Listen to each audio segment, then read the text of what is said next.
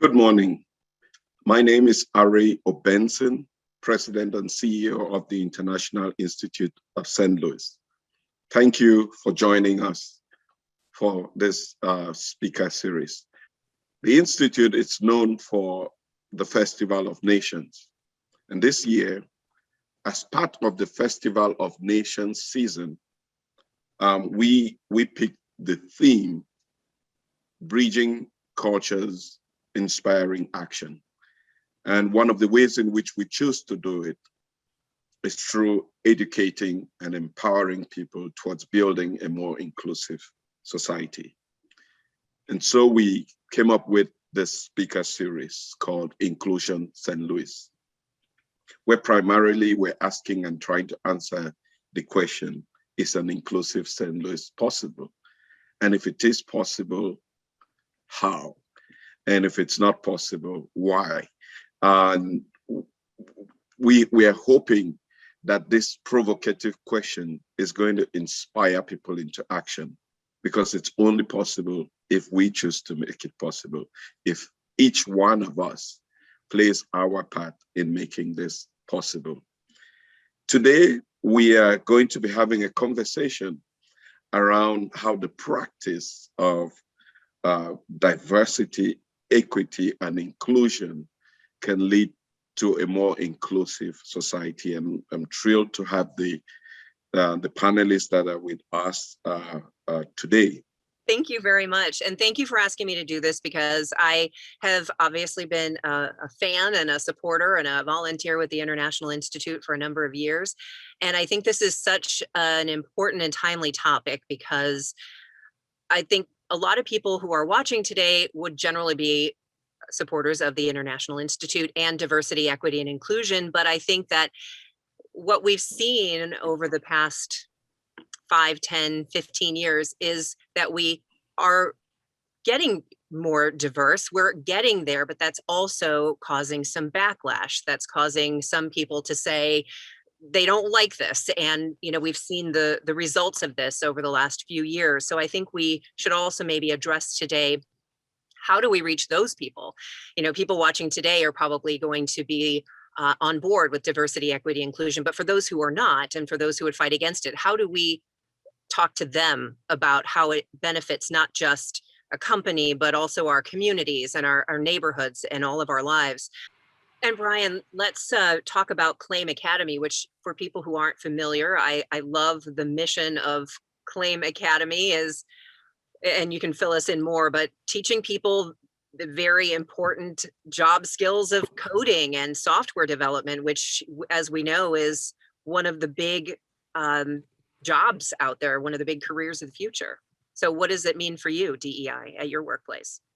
Yeah, thank you, Debbie. At Claim Academy, we believe in changing people's life. So our CEO, the founder, him himself is an immigrant. So we always try to make the intentional effort to create capacity for minority folks in St. Louis, whether they are currently in the military, whether they're veteran, whether they're immigrants who just came to the States, been here for a couple of years, or whether they were born immigrants who've been in St. Louis or United States for the past 10 years. We're always trying to see how can we enable them to the next step in their life. What resources do they need? How can we help build that foundation for them? So once they graduate from Claim, then they'll be able to navigate what the professional world looks like, whether it's through the immigrants community, through the minority community, or through the overall St. Louis ecosystem as a whole.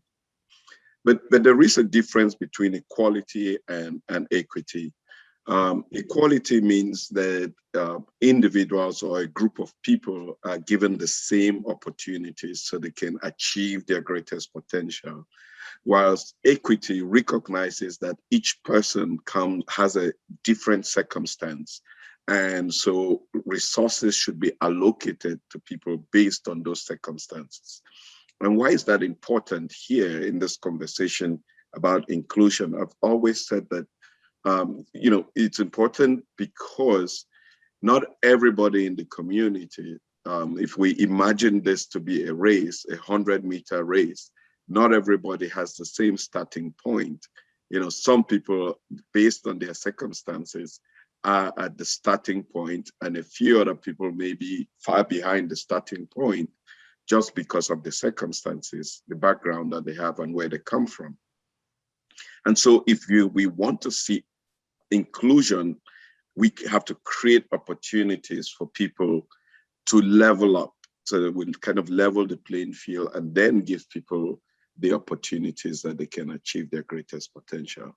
I think that change comes from the top of the organization, and it's creating accountable measures, accountability measures for those stakeholders with the decisioning power to create change, because we, within the African American Business Resource Group, we can talk amongst each other all the time, all the while, to say what we need, what changes should be made, and some of the things that we want done. But until those who have the power to make those decisions have a changed mindset and truly want to make a difference and create a culture of inclusion, change won't occur. So you have to start from the top, and then it trickles down. So having those hard conversations is very important. And then even if you have to bring in outside counsel in order to take a look at your particular institution to say, okay, these are the changes that we need to make. That's all the questions that we've got. I think we're wrapping up our hour here. So I just want to thank Monica and Brian and Ari. Thank you for inviting me to join, and I'll let you wrap it up here. Well, thank you, Debbie, Monica, and Brian for being part of this conversation. The Inclusion St. Louis speaker series